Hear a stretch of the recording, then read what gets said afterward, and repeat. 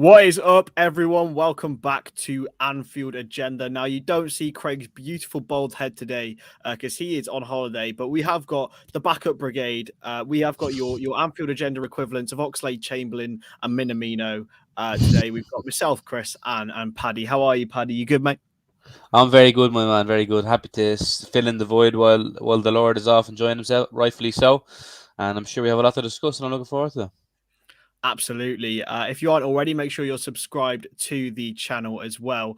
And whilst you're here, you need to check out Manscaped because that is who your stream is brought to you by today.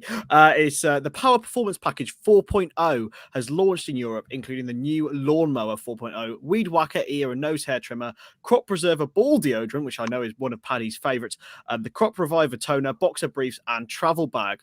Their fourth generation trimmer features a cutting edge ceramic blade to reduce their grooming accidents thanks to their advanced skin safe technology. Mate, it's just sounding more and more great, isn't it? Not going to lie. Can't go wrong with Manscaped. It's the creme de la creme of male grooming, and that's I can vouch for that. I would prove it, but we don't want to get the channel taken down. We don't. We certainly don't. And also some other stuff. They've got a 7,000 RPM motor on and off switch that can engage on a travel lock, 4,000K LED spotlight on and off when needed for a more precise shave. It's waterproof. And you know what code you got to use, ladies and gentlemen? WFM20 for 20% off.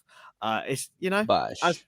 that is why we love a producer. So absolutely hope everyone is okay. We will try and bring up as many comments as we can and have as much interaction as we can. So Paddy, it's January, mate. It's transfer time. It's my favorite time of the year, mate. It's like Christmas all over again. Especially not with, well, maybe not with FSG around, but you know what we're saying. We'll start with outgoings. Neco Williams is apparently requested to leave Liverpool this January to go and get some more playing time before Wales play in their World Cup playoff. Now, what are your thoughts on this, mate? Because I love Neco as a Welshman, but do you think he's probably making the right decision for his career? Yeah, absolutely. He's not going to dislodge Trent for a very long time, if ever. Well, definitely not ever. And maybe if he'd played him in the left wing side of thing, he's been deputising in for Wales. But for me, I think it just makes sense. I wouldn't like to sell him per se. I would maybe get a loan move for the rest of the season, as he said, so we can get those games in for the sake of the Wales playoff. But if he wants to be going a permanent deal, I wouldn't say no to it. Although I do like him there as the cover for Trent. Oh yeah, I think he's definitely improved this season. And he's got versatility. He can play on the left of defence, as well as playing as Nico Bale on right wing, which we know hasn't really worked too much. But how much would you expect for Nico if he did have to go? Given his age, he's had decent experiences. I'd be looking 10 to 15 million. That ballpark. Yeah. What about you guys in the comment section? How much would you expect for Neco Williams? And let us know where you're watching from as well. And if you are subscribed to Anfield Agenda, and if you are but got notifications on and are going to get some new Manscaped productions in, as well as another player who potentially will be leaving from the academy, Paddy, Nat Phillips, as a man who came in last season and tremendously impressed, won the hearts of everyone at Liverpool Football Club. Hasn't really had the same this season. I think he's had 2 45-minute cameos. Mate, I'm not going to lie. It's looking towards the end. And apparently he's had a £7 million bid rejected from an anonymous club, mate. Yeah, again, similar with the Nico one. He's just not going to get into the team, really, is he? And he deserves, in the age he is now, because he deserves to go out and get the actual starting lineup time, and he's capable of doing that in the Premier League for a lot of clubs. I think 7 million is still a bit under the asking price. So until a club really stumps that up, he kind of might have to just grin and bear it. And I think he will. I think he'll understand that. But he's had a really, really good rise. He was out of kind of playing for Stuttgart in the second Bundesliga, and he came back, didn't really have a look in, and then he got his chance. And I'm safe to say he took it very well. Him and Reece Williams got us to top 4, and he deserves now to play full time. It's a shame it can't be with us, but ultimately he's just below who's ahead of him. So yeah, time to go, but for the right price. Yeah, and I think he'll leave on amicable terms. Everyone will appreciate, how much of a massive impact he had on Liverpool last season. He was ultimately so reliable, and I can't really recall a mistake he made. No, I think he was really solid. Proper old school totalitarian defender. Just tackling everything, blocking everything, heading away everything. Just no nonsense, no airs or graces, which sometimes in the modern game you might not be so lucky with. There so many big egos, but he just came in and played his football. He realized how big of an opportunity it was, and he relished it, and he definitely firmly took it with both arms, both legs, both everything. And he's a really solid, solid defender, and he's going to do a really good job for another Premier League club. But again, I hope it's for the right price. I don't know what I think it's what you're saying, 15 million or so we'd be looking for, which I think is fair enough in today's market, given he's got good experience from last year and he's English, he's homegrown, so that has to come into And account. Andy signed a 5-year contract in the summer, which a lot of people forgetting. That's why we had to sell him, because we're going to sell him for this amount because of the contract we gave him. Yeah. Who do you think the unnamed club was, mate? I've got a sneaky suspicion it was Burnley. But who are your thoughts? Burnley just seemed to be the typical club from Burnley, West Ham. It wouldn't surprise me if Newcastle, maybe. But then again, I feel like Newcastle probably would have just dumped up the money and just got ahead of the game. But yeah, probably Burnley. Burnley would make a lot of sense, but I don't want him to go there because I think he'll be in the Championship next year if he does that. Yeah, this is an interesting debate. A lot of people have been saying, some people have been saying this in the comments. Rather keep Nat instead of Joe Gomez. I'd be hesitant to say, but I genuinely don't agree with you. I think you're completely wrong. But I can see why you're thinking. Nat's been consistent, but Gomez has still got a much higher ceiling and has been incredible for us. But what are your thoughts on that one? Yeah, it's a difficult one. It's a much of a muchness for me. While there's a difference in ability between the two of them in terms of pecking order, there doesn't seem to be a lot. I know Joe Gomez. I have a lot of respect and admiration for Joe Gomez. He's been part of the title winning team, part of the Champions League winning team. Just very unlucky with injuries. I'd keep Joe Gomez around the place, but it's going to come to a stage where Joe Gomez isn't going to be in the starting lineup either, and him even more so, given what he's already achieved in the game, is want to go out and move. So you would, listen. There could be a world where we sell both of them, not together, but eventually, because they'll both have aspirations to go abroad or to just go away. And play. But Joe Gomez, I think in a head-to-head battle, I'd side with him ahead of that.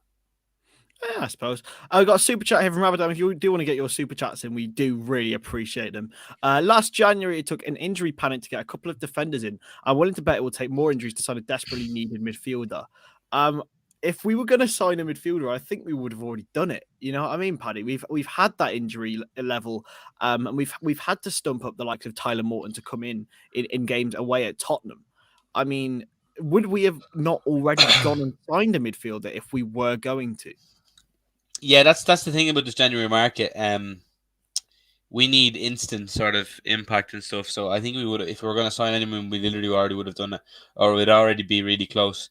I don't think we're going to sign anyone. It's the same old shite every year, every January. Although we need to, I don't think we will.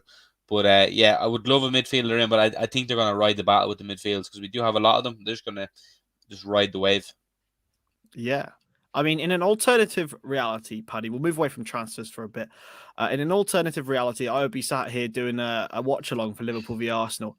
What are your thoughts on the game getting called off and the whole farcical that has gone along with it? Because for me, it's just tiring the amount of double standards people have, where for Liverpool or for Liverpool not, and I just think I just want to drink those tears. You know what I'm saying? Yeah, well, obviously, I'm disappointed the game's not on because naturally, just what we want to play, want to get it over and done with. But it needed to be called off, and it's just funny. But this is the first time I've heard uproar about it this year when a club was asked for it, and it's always Liverpool. People hate Liverpool. Non-Liverpool fans hate Liverpool. It is just, it's boring. It's just sad. We're not the only club that's done this. It's seemingly only doing it because literally it's ravaged the camp. We literally couldn't have fielded the amount of players we needed, or even a goalkeeper. I don't know if Loris Karius counted in that, but I think Arsenal fans just wanted to hope to get a bye like Leyton Orient did because they know that's probably their only hope of beating us. So it's going to make our eventual beating of Arsenal all the more tasty when we smash them, hopefully. Yeah, I mean, I'm just going to pull up a tweet. Well, I'm just going to read out a tweet from James Pearce yesterday about the rulings on of the Carabao Cup. So the thing is, it's called a non-fulfillment of fixtures. It's Rule 5 of the Carabao Cup. The requirements of the UK government or any public authority result in a club having the sufficient number of players to fulfil the fixture, or any other requirements or direction of the UK government will mean that they will not be able to play the game. And it's the rule. It's literally written in Rule 5 of the Carabao Cup rules that we cannot play this fixture. Yes, it's unfortunate on Leyton Orient last year that they had to give Tottenham a bye and they had to miss out on that. But I don't think the two situations correlate, mate, if I'm being honest with you. Well, no, they simply don't. And nevertheless, the rules that are currently in place are updated from the time Leighton Orient were thrown out. You know, they change from stage to stage, and we're lucky to have that cushion. Thankfully, we don't have to roll over and give Arsenal the 3-0 victory. But yeah, it's in the rules. I don't know why people think it's magic. The people go on as if it's a special treatment for Liverpool when it's literally not. It's literally just the rules. And if any other club had the similar issues, they would be able to apply for it and nobody would bat an eyelid. But because it's Liverpool, people love moaning. Yeah. And I think it's a lot of like headline baiting and a lot of people not really reacting and reading what they should be reading, that they get spread false misinformation. And that's, as a journalist, it's frustrating. But in terms of Shrewsbury, mate, that's on Sunday. We are looking likely that we are either going to play that game or be having to forfeit it. It's looking like it could be Carol and Caroline with James Pearce in the number 10, mate. Yeah, the Shrewsbury one is an interesting one. I had people in my TikTok comments saying, "Oh, but why? But what about the Shrewsbury game? What about that? What about that?" It's like it's a different competition. It's a different ruling body. Yeah, that's going to be a weird one. I can't imagine how the current players and staff affected by COVID will be okay by then. I feel like we're going to be really struggling for that. But obviously, like you'd imagine, even with a third string side, we could get a result against Shrewsbury. But to be honest, it's not the end of the world if we don't. I don't really care. If we have to throw the game, we have to throw the game. I think right now the Carabao Cup is a lot more important because we're so much closer to the silverware, whereas the FA Cup will be a big ask with all the big teams still left in it. And remember, Ravenite has just commented this. Allison would be fit. Joel, well, not fit, but available. Jurgen Klopp would be back. Joel Matip would be back. Roberto Firmino would be back. And Thiago would be back if he was fit. So, they wouldn't have had the training because the training ground being closed, but they would still be available for selection. And the under-18s game against Burnley's been postponed, probably in thought of this Shrewsbury game. Are you confident, Paddy? Are you still confident that our under-18 could, plus maybe a sprinkling of experience, could go and get a result against Shrewsbury at Anfield? I wouldn't say confident. Possible, but you have to remember the difference, and it's literally men versus kids at a certain stage, and that difference in experience would count for a lot. And Shrewsbury gave us we got only drew to them in their stadium a couple of years back as well. So like we can't act like we're world beaters with our youngers. We have a lot of gems in the academy, but as a team, it's hard to gel as a team when players are constantly getting promoted and demoted and stuff like that. But listen, I for the sake of the game going forward, I'd like it to happen. The boys are in the chat, Craig, and I hope it's Craig, because I don't think Connor's sitting in a restaurant drinking beer and eating fillet steak. That's Craig having a well-deserved couple of days off, so we're carrying the ship for him. And Lucas knows the code. You want the code WFM20 to get all your Manscaped products. Yes, Lucas. Sponsoring the stream. So massive. I'm really glad that Craig's having a bit of time off, because blimey, that man works hard. But moving on. Fabrizio Romano today came out and spoke about Liverpool's interest in Luis Diaz, but we're going to avoid that for now, just to keep you lot waiting. We're going to go to the Mohamed Salah contract situation, which is apparently still Liverpool's priority, Paddy. Now, I think we could have all said this ourselves, right? Going into January, and I do still think it's the only bit of business we're going to do. Yeah, FSG are world renowned for using a contract extension as a January signing. So I hope that contract extension can come in and cover Mohamed Salah while he's gone. But nevertheless, obviously we need it done. He's very important, and they need to give him whatever he wants. Because I've said it before and I'll say it again. If they don't give Salah a contract and we end up losing him, they'll be ran out of the club. Ran out of the club. And that's a fact. There'll be protests and everything. You can't fuck around with Salah. He's our golden boy. He's our main man, and we need him. Give him what he deserves. Yeah, I genuinely do think it's the only thing that will happen. I think it will happen. There's been so much good noise coming out of Salah. Since really, you remember those sort of crazy reports saying he wanted to go to Barcelona. Ever since then, he's come out and said how much he loves Liverpool, how much he wants to stay for the fans, and I think it's just down to the club really to negotiate a deal which is fair on him and good for the club. But those two things probably are very, very difficult to align. Yeah, well, I think there's no hiding the fact that Salah wants to stay. But then again, at the end of the day, he can't undersell himself either. He's not gonna be fucked over by the club. As much as he loves the club, loves the fans, he still has to look out for himself and his family, and he obviously has the agent there as well, Rami Ibis, who'll be wanting to get him a fair contract. And yeah, as much as he loves the club, he can't sell himself short, and he needs to get what he's deserved. And the fact that there's still negotiations doesn't fill me with confidence. I feel like the club must be haggling severely. Just give him the man what he wants. This wage structure nonsense needs to stop.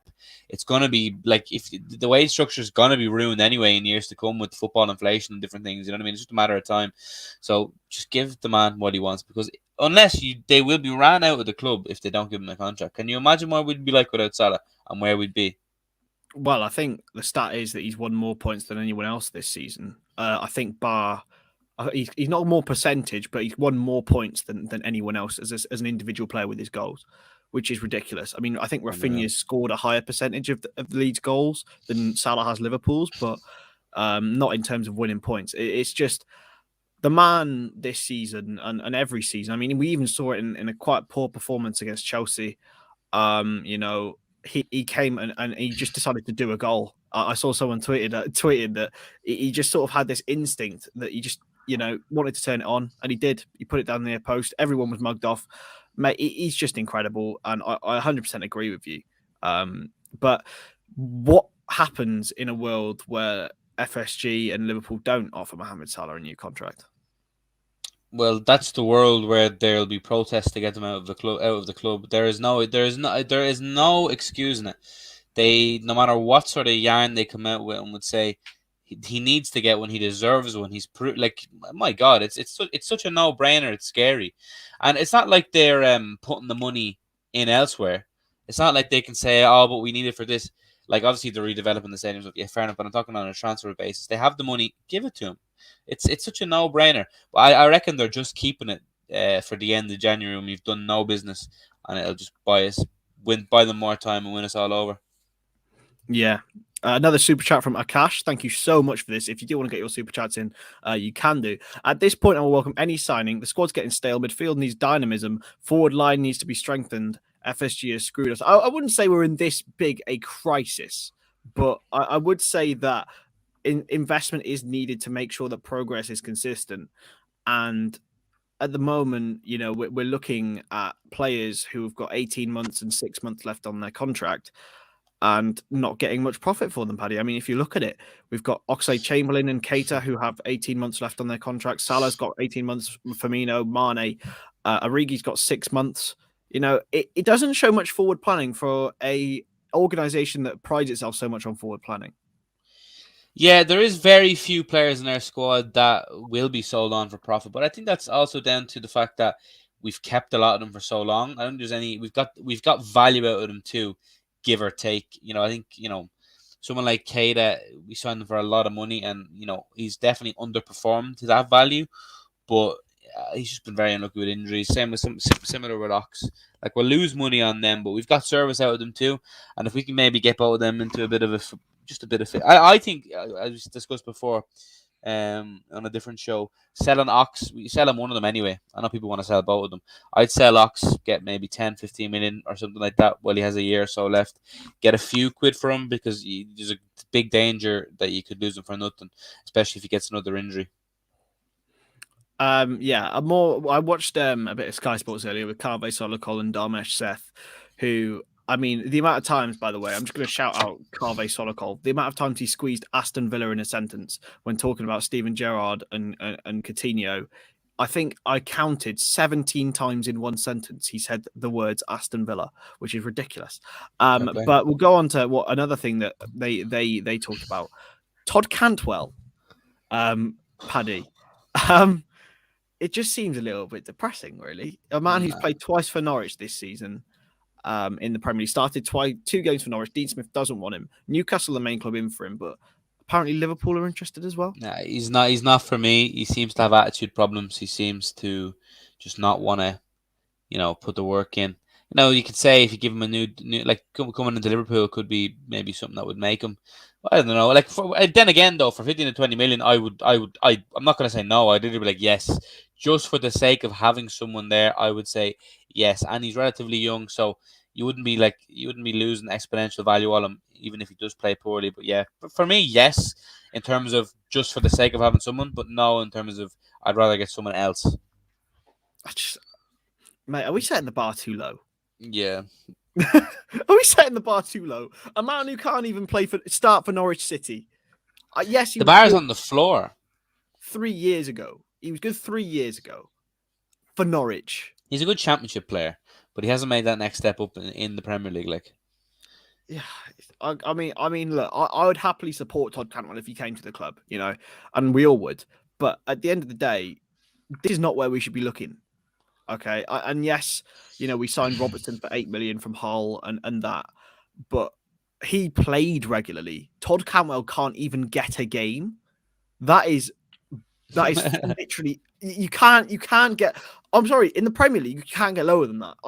I genuinely don't know if for a player who can't get in the Norwich team, you can't get a lower bar than that. No. Yeah, and the fact that like some people like me would be willing just to have it just for the sake of having it shows you how little business we're doing.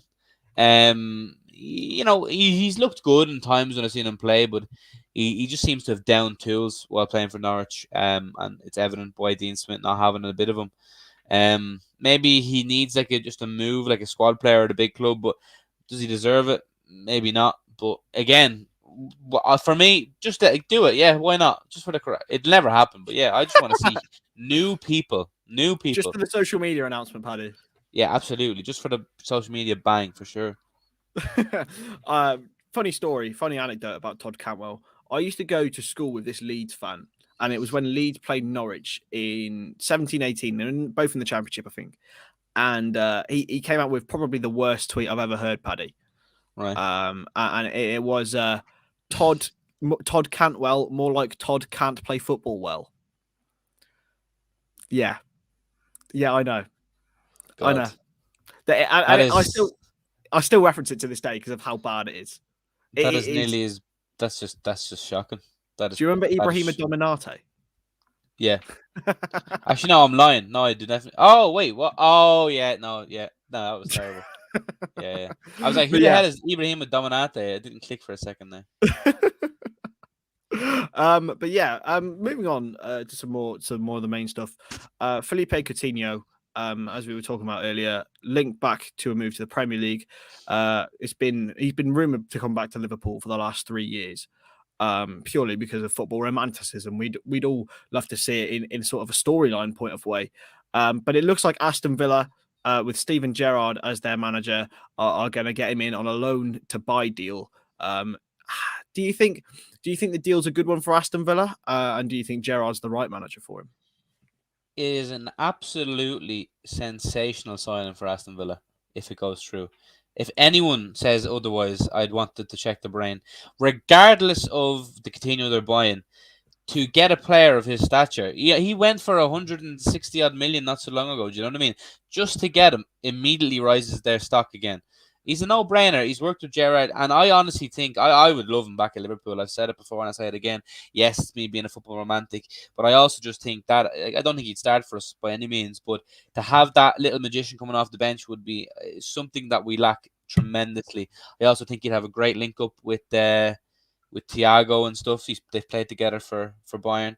I would love it. I would absolutely love it, but it doesn't look like it's going to happen because I don't think Klopp would ever let it happen. But in terms of Villa signing them, I think it's an absolutely sensational signing, and it gives them a different outlet with the team they have. You know, they have this dilemma right now with Ings and Watkins. Maybe they don't kind of play together so well, but then they can have Coutinho in there to just provide bangers from long range. You know, just to mix it up a little bit, change up their play. I think it's a 10 out of 10 signing for Villa.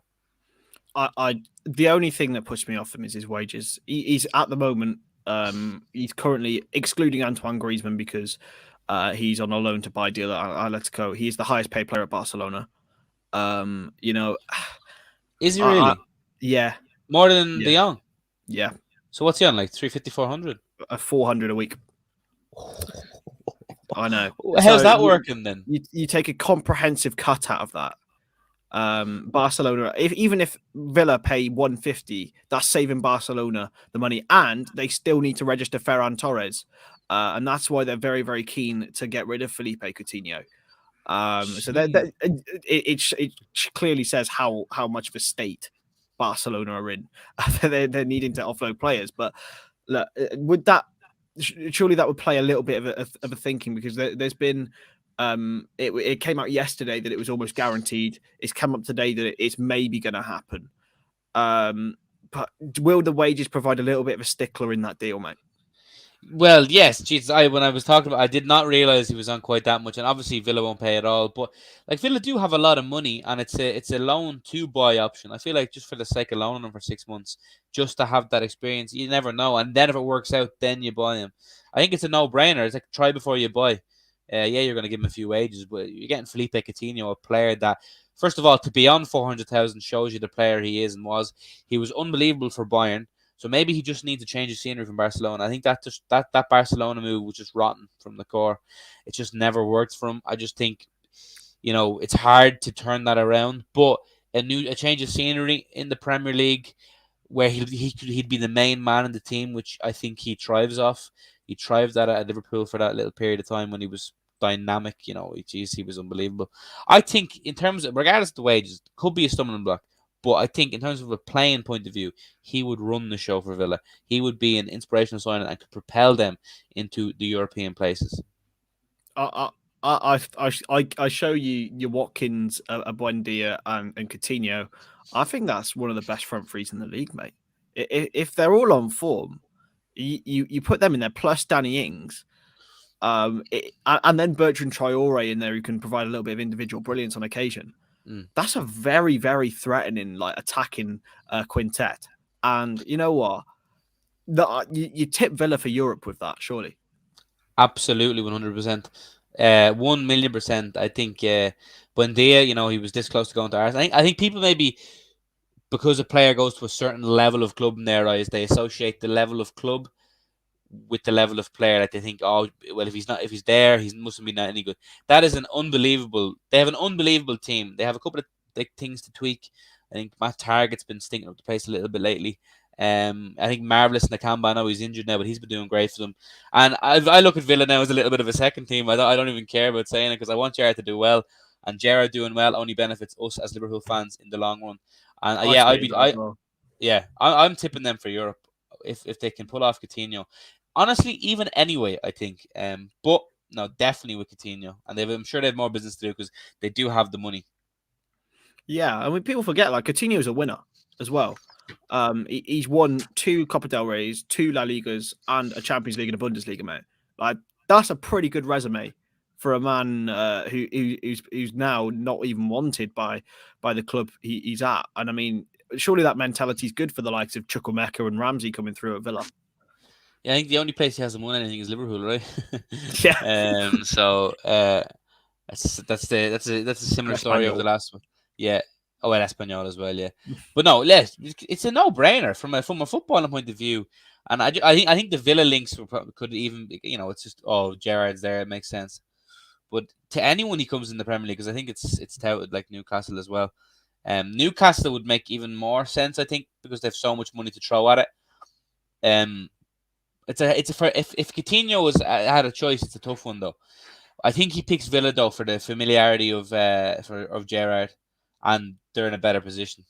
I just think Also, it's a no-brainer. What? also played with Danny Ings. Oh yeah, true. Actually, Also was at Liverpool when Christian Perslow was CEO, or not CEO, whatever he was. So, it makes sense, doesn't it? lots I'm of sure. things I'm sure. to I'm sure Coutinho has fond memories of Christian Perslow.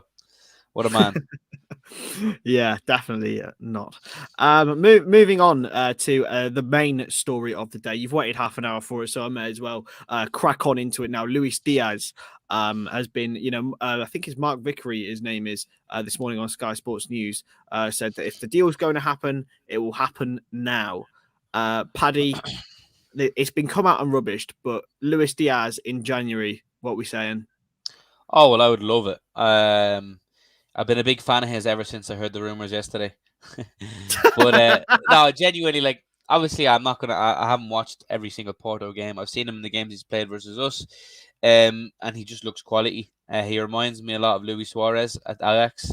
He has kind of like a similar, I don't know, similar aura about him. I don't think it's going to happen because we're Liverpool. We're not going to pay that money in January. So if the statement of if it's going to happen, it'll happen in January. That must mean it's not happening then.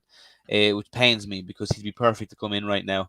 Cover for the lads while they're away, and just push them to like. I just think it's a no-brainer, but we're not going to do it. I mean, and bad news, Piers has confirmed this. Which we come to expect nowadays. I mean, he's just reporting facts, but at the end of the day, he did also say Thiago wasn't going to happen until days beforehand. So, like, Yeah, well, that's the thing about well, Liverpool transfer rumors. Like people like James Pearce, who you listen to, people like I talk about listen to Fabrizio Romano talking. Like, it's like you don't know about what's going on at Liverpool. Like I don't know why you pretend. Yes, you know stuff about Italian football, but no one at Liverpool is going to you and telling you. You don't know. Oh, Liverpool are going to have a big. No, you don't know, buddy. Yeah. So yeah, unfortunately, when James Pearce is saying no, I think it's no for the moment, and it should be getting done now, like right now, to make it make sense as well. Because he can come in and cover for the lads. well, we spoke about Origi earlier. Like, surely if he goes, we have to get somebody in, and if that's so, if we have surely if we have any ambition, that man would be Luis Diaz or a man of his caliber. Yes, well, I think keep Origi at all costs. Like for the Jesus Christ, for the 1 month of his life at Liverpool, he's going to be wanted to start. He's going to be a key man. I love Origi. He has his moments. You have to keep him. If you sell Origi, I just don't think it makes any sense to sell him at all. Even if you do bring in someone, I think you keep him and bring in someone. You know what I mean? It's not like they play the same position and stuff. So I don't know. Keep Origi, but I think Origi looks like he could be on the way. Although it could be a pre contract agreement, so it could be just agree it now and then go in the summer. Which it probably would make sense from Origi's point of view. He wants to go and play football. Well, yeah, the clause in his contract is a performance clause. So if he starts a certain amount of games, then which we think is either 10 or 15, then he would be able to sign a 1-year extension. He started 0 games in the Premier League this season, and the likelihood of him starting 10 or 15 is extremely unlikely. So I think we had a chat with the guys on the transfer room with the Laziali, who are cover Lazio, and they're interested in him, plus a couple of other Serie A clubs. But Origi would want to stay in the Premier League. Allegedly, he's really happy and comfortable in England. But that would mean that you wouldn't be able to sign a pre-contract because you can't do that with another club in the same country as you. So look, it's a difficult situation. I think before if this situation had arisen in January, we'd have all been saying sell, and not in January, in the summer. We'd have all been saying sell because Origi last season was useless, but he's come up again this season and proven that he's not altogether completely useless, Paddy. Yeah, and I think it was on one of these shows we were discussing the point of, last season Origi kind of looked hopeless because he was coming into a disjointed, poorly performing unit. Whereas if you throw him into the current Liverpool side that are firing on all cylinders, he slots in perfectly and gets on the end of those chances. And there's been times where I've cursed Origi and I'm like, "Wow, you big heap of shite," but he's proved me wrong on many occasions this season. And yeah, just keep him. Although I think he could go to Italy and rip it up. For strange enough, I don't know if it's ever been rumored, but him going back to Lille makes sense to me. I feel like they're gonna sell like Jonathan David, and he'll go back there, and he's just the French speaking aspect and stuff. It's a weird one. Origi would bang them in anywhere, honestly. I think if he's starting for someone, I think we mustn't forget, although he had a hard time at Wolfsburg, so maybe avoid Germany. I think we forget, like, before his pre-injury, he was banging them in. He was starting games, and he was looking to be, like, our next main guy. So he has it in him, like. Yeah, he displaced Daniel Sturridge and Christian Benteke with ease, Yeah. and people say like that's easy. Daniel Sturridge scored 9 goals in 2015-16. Benteke scored 10. And these guys were displaced by a 20-year-old Divock Origi. He has still got that ability within him, and he's got that sort of mentality and mindset that every situation is the same. I feel that's why I think he's so elite in clutch moments, because he has the same mentality, whether it's a Shrewsbury game or a Champions League final, if you know what I'm saying, Paddy. Yeah. It just seems like in the zen zone of Divock Origi land. Yeah, he's a cool customer, isn't he? Like he scores in the Champions League final and barely celebrates it. You know what I mean? He's gas. He's hilarious. He's just ice cold. He's a ice cold killer. Not in the Marcus Alonso sense, but just in terms of on the ball. But yeah, no, like that's why I want to keep him. I feel like the 10 to 15 starting could be in all comps, and in that case, maybe it's only in the Premier League. Sadly. It is only Premier League. Well, then he's no hope. Jesus Christ. Chance. Yeah, there ain't no chance. Unless he has an unbelievable month and just dislodges like Jota. But something tells me that ain't gonna happen. There's I think there's 16 games left in the Premier League for us. Let's have a look. Wait a second. How many have we played? We have played 20 games. There's 18 games left, and Origi has to start 10 of those. But that's not happening. And if it's 15, then it's definitely not happening. No chance. But yeah, let's get some questions in the chat. We'd love to answer your transfer questions. I saw one earlier. Here we are. Would you take Ousmane Dembele? I'm assuming it's Ousmane Dembele at Liverpool, Paddy? Certainly not. I'd rather take Karamoko from Celtic. Absolutely not. Listen, he was unbelievable for Dortmund and Rennes before he got into Dortmund. But he's injury prone to bits. I can't. I literally, if you'd ask me who is the most injury prone player in more football, it's him. He's like an Abu Diaby tribute act, injured constantly. So no, not for me. Unless he was literally free, literally cost nothing. We should not be taking any financial risk with him at all. And he's also on mental money, I would say. Yeah, he's another one of Barcelona's spree signings. I think £230,000 a week, I believe. They really were managed badly. Holy shit, man. Whoever was in charge of it was Juan Laporta. No, that's the new guy. That's the last guy. Jose Bartomeu. Yeah, Bartomeu. Yeah, he was a gangster. They were ran into the ground. Yeah, but that's just, he was great for Dortmund, but unfortunately he has been absolutely murdered. Not in the Marcus Alonso sense, by injuries. Can I just shout out to you, greetings? Oxlade-Chamberlain was available for every single game in 2021. Apart from, it would have been better if you put Will Chamberlain or something like that, right? Yeah, mixture. Listen, he was available for every game in 2021, apart from when he was on paternity leave. So that joke is dead, in my humble opinion. But we're moving on. Don't want to come up at anyone. Get your questions in. Would you prefer Diaz or Doku, Paddy? Doku. I can't turn down Doku now. After I've been looking for him. I've been wanting him all year after the Euros, seeing his little cameos for Belgium. And as you can see, we love a Belgian. I lived there very briefly, so I have an affinity with the Belgians. You lived in Belgium? Yeah, briefly working. What happened, bro?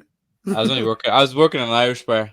I got homesick though and came home after like 2 months, but it was still a good experience. I would recommend it. But yes, I love a Belgian, especially when they're waffles. So for me, Jeremy Doku is my guy.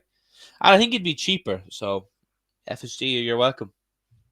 The thing is with Doku is I think he needs a lot more molding than Diaz does, even though I still think Diaz needs molding. Diaz in the Portuguese league has 13 goals in 15 games, which is only bettered by Darwin Nunez of Benfica. He is a serious talent, Diaz. And I think a lot of people's mentalities on him are framed by the way he played against Liverpool. But we have to forget that Messi ghosted at Anfield. So, what I'm saying? We have Messi was actually really good in that game, wasn't he, though? I don't know. I don't know. Dislike the video if you think No, but thinking about Doku, like as you said, he does need more molding, but that's why I think he's perfect because he'll come in as the Sadio Mane understudy and he'll learn from the best. He'll learn from the king, and hopefully Mane can help him become half the player he is and was in his prime.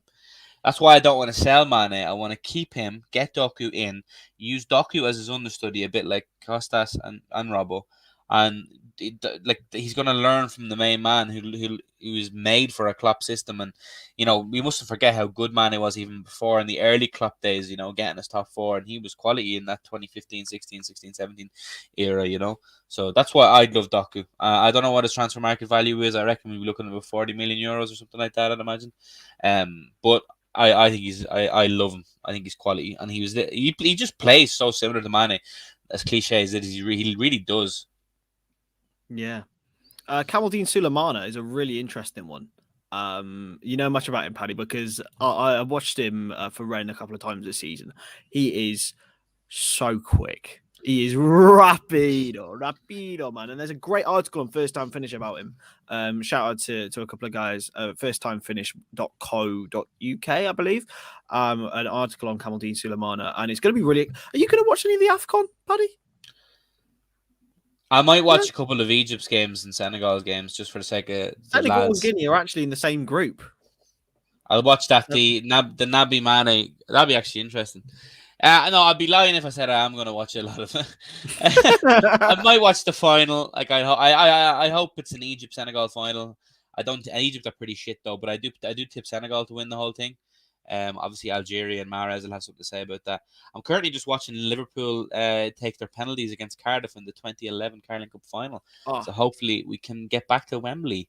Their kite just slotted his penalty there, bottom left. Fair play to him. We love that passion. God, what a player he was. What a shit jersey that was. That's going to be controversial. It's great. Did not care for that jersey. I did a little DH Gate special, mate. Lovely. Mate, 4 shirts, right? 94, 95.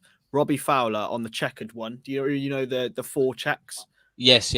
Yeah. 4 checks. Pavel Nedved, Patrick Berger, Patrick Stick, and cheers for that one, mate. Check. Cheers for that.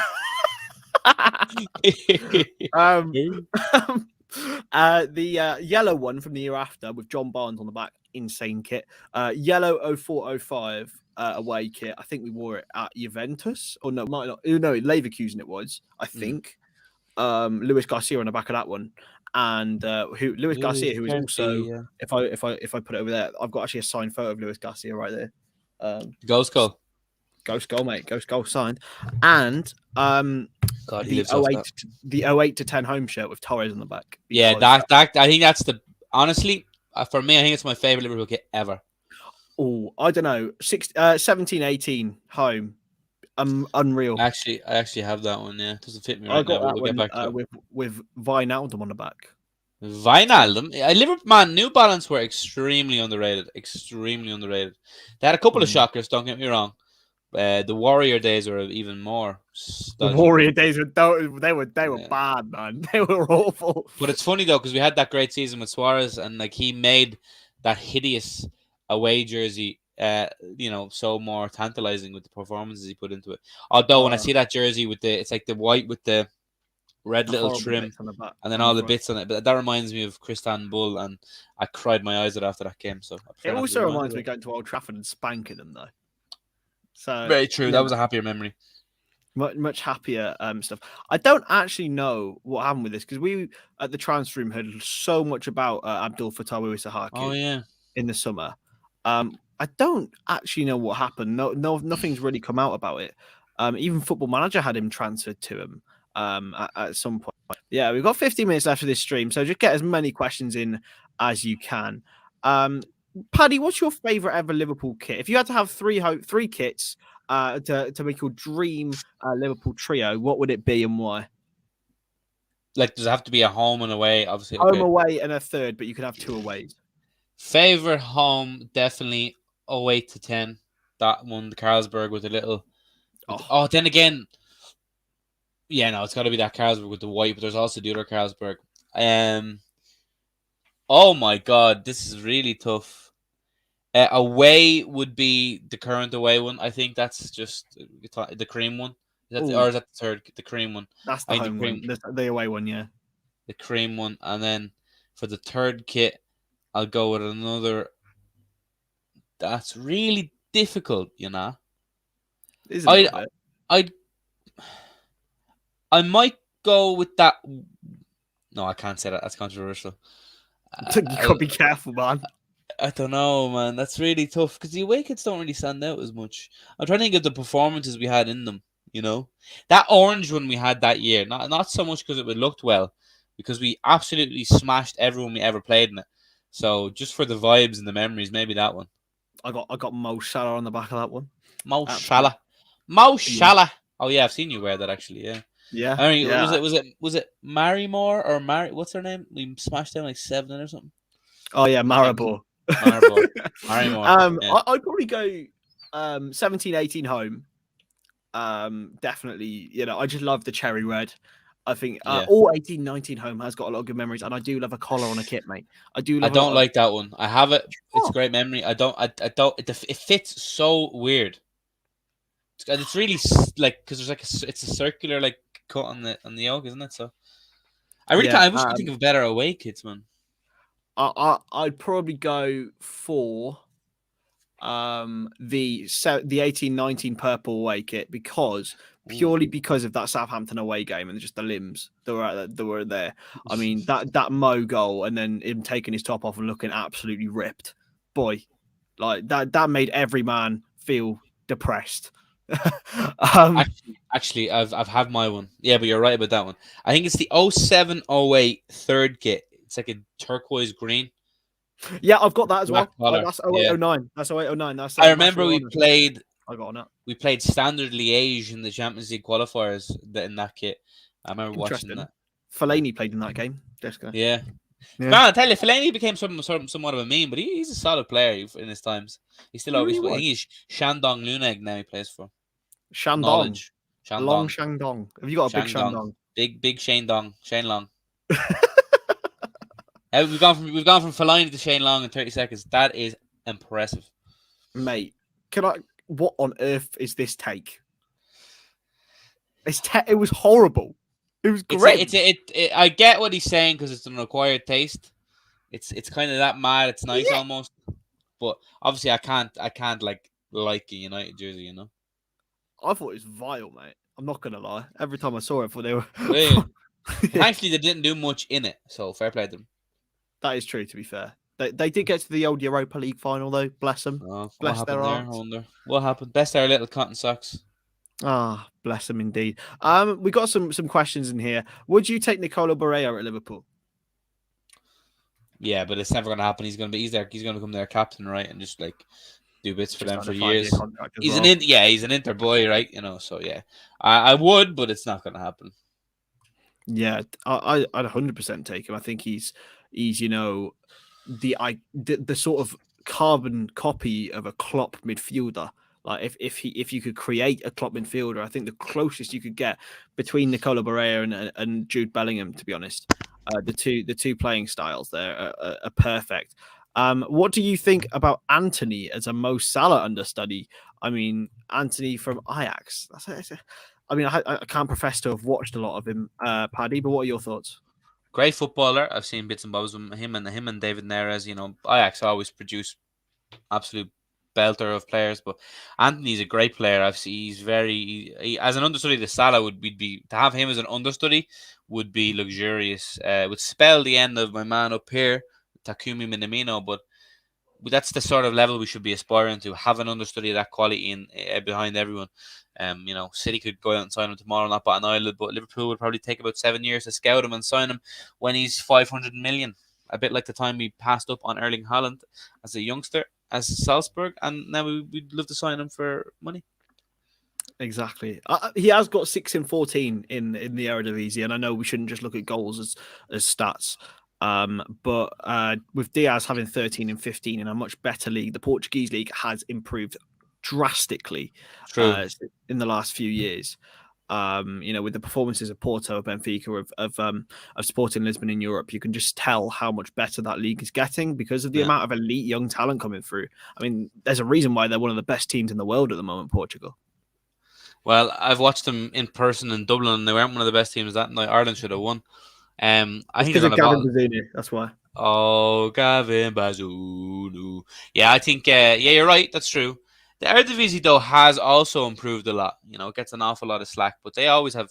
The Portuguese league is definitely a better league. No, don't get me wrong. But yeah, that's true. Maybe if you're looking head to head, you pick Diaz, but I think Anthony would be that much cheaper. But it's hard. Listen, I feel it's almost like pointless talking about transfers as a Liverpool fan because we're not going to sign anyone. Let's be honest. It's all conceptual situations, isn't it? We've got to cheer ourselves up by living in a We're conceptual gagging world. for one here. We're sitting here gagging for someone. You And were we're not gagging for getting. Todd Cantwell earlier, fella. That shows you how bad things are. Todd can't play football well. You were gagging for him. He's an Arsenal signing, if you ever heard one. Oh no, he's an Everton signing. He is literally going to Everton. If there's a player he's always bang on, but I think he's set for Newcastle United, which I mean, in normal That makes no sense. in to normal me, circumstances, I don't think Norwich would accept a £15 million sale to a direct rival. But the fact that Campbell wants to leave and the fact that Dean Smith doesn't want him, I think it just makes sense for all parties, to be honest. Yeah, that's true. And we should also talk about the fact that it looks like if we do overcome Arsenal, it'll be the mighty Chelsea that will be playing. Potentially. Did you watch the game last night? I did. It was horrible. It was funny, though. Ben Davis's own goal was funny. Yeah, Matt Doherty playing on the left. Good to see him playing, but yeah. I don't know. It's surprising when I thought Tottenham would do better. I don't know who I would have rather. We have had struggle against both of them, haven't we? So I think I'd rather nearly play Chelsea. I think the way that Tottenham are going on an upward trajectory. Chelsea are probably going on a slight downward one. That's the only way I look at it. I still think Chelsea are a much better team, but the form is going a bit like that, It's a different one. More questions. What about Alexander Isak? Again, I honestly would love Alexander Isak, but he signed a 6-year deal with Sociedad in the summer. Yeah. It's not going to happen, is it? But I'd love him. He's a quality player. I've seen a lot of him. I'd love to sign a big striker like that. Honest to God, good point there. Again, he'd be fucking ridiculous money. So I'm afraid that's another one for the no pile. We're just getting heavily stocked. Unfortunately, another one that's probably going on there. Tariq Lamptey again. I think his backup days are behind him, though. I think he left Chelsea for that reason. He wasn't getting a look in. He'd be phenomenal as a backup again. That's the sort of level you'd be looking at. If that's why Man United were so good for so many years. Dare I say, they just had backups and things like that, and it's why City will forever be the powerhouses in this aspect. I would take Alex. Now that's where I draw the line. I'm willing to take almost anyone, but not Alex Iwobi. He is fucking shit. Almost anyone, but not Iwobi. Even Oxlade-Chamberlain over him. Yes, absolutely. Iwobi is right. Everton have signed Paddy so Murphy much shit, praises Oxlade-Chamberlain. Yeah. Ox deserves a bit of praise. He's been, as you said, he's been available, and he's improved in his performances. Now, I never want to see him deployed as a false nine ever again, as long as I live, because I'd rather tear my eyes out of my head. But he's a good option. He's dare I say, a decent option. Look at this. When there's nobody else. Craig leaves, and Paddy becomes. This is what goes on. This is all an act. Craig. I love Ox really. We need to get rid of mellowed Paddy. We need to get controversial Paddy back. Yeah, well, that's true. We'll see what happens. Trust me, if this transfer window goes the way I think it's going to go, I won't be mellow for too long. Absolutely. One final transfer thing before we head off. I wrote an article this morning because there was quotes from 442's. I can't actually remember the guy's name, if I'm being honest with you. He's a German from Sky Germany. It's your famous quote about Germans. Apparently Robert Lewandowski dreams of playing in the Premier League with Man City, Chelsea, or Liverpool. Paddy. Now, I'm not trying to tickle anyone's balls, but I would absolutely love a style of signing like Lewandowski, even though I know that it would be the complete wrong profile that we'd be looking for, right? Lewandowski? Yeah, man. Lewandowski. Funnily enough, yeah, I'd be all over that as well for a year or whatever it'd be. He'd bang them in. But on that similar vibe, and obviously he worked with Klopp, but on that, we talked about it on the Monday night show with Steve and Craig. The idea of Aubameyang really intrigues me Oh, no way on a we can't loan take deal. him back. No? No chance. Look at his disciplinary record now. It's bad, man. Yeah, but we're not going to make him the bloody captain. Do you know what I mean? Like we'd have him there. He'd be expendable for us. I feel I would. I'd imagine having a Aubameyang off the bench. I think that'd be unreal. I genuinely think Origi is more effective. Ah, come on, that's a bit mad. But just think of the piss, the boiled piss of the Arsenal fans. They'd That be is true, to fuming be fair. if you That is take him true. and then he scores loads for us, and then I'd love that. Did you see that guy on Twitter earlier shouting at his camera? Like, he was saying how we only had 3 players out with COVID and that we cheated the system. Is that an Arsenal fan? I think he's an actor. I think I know who you're talking about. I'm gonna have to look it up, but I think I know the one you're talking about. I really hope it is, because Yeah, I think he literally just shouts at his camera. Yeah, he's a weird fucking Donny. Enough on the bake. I know, absolutely. We will finish up the stream there. Make sure to check out Manscaped and use the code WFM20 for 20% off. I've been Chris Stonadge. I've been really, really happy to be joined by Mr. Paddy Murphy, and we will be back tomorrow evening. I'll be in a different setup, and will you be in a different setup, Paddy? I should have my mic and green screen and lights and everything ready for tomorrow, so it'll be a new and improved Mr. Paddy Murphy. Paddy, the professional Murphy. That's what's happening. Professional fat bastard, but we're getting there. We're getting there, mate. Thank you to everyone for watching. Make sure you're subscribed to the channel. And as I said, to check out Manscaped. They've been great for sponsoring this stream. We will see you later we'll see you tomorrow, actually, on